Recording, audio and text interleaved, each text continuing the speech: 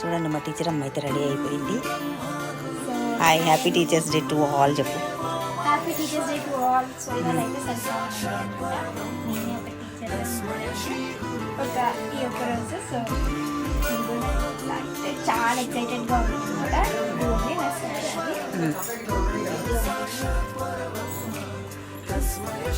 చాలా బాగా వచ్చేసింది. ఓకే, స్కూల్ టైం అవుతుంది. Bye bye bye bye bye. చూడండి సారీ ఫస్ట్ ప్రిపేర్ చేసి ఫోటోషూట్ చేసి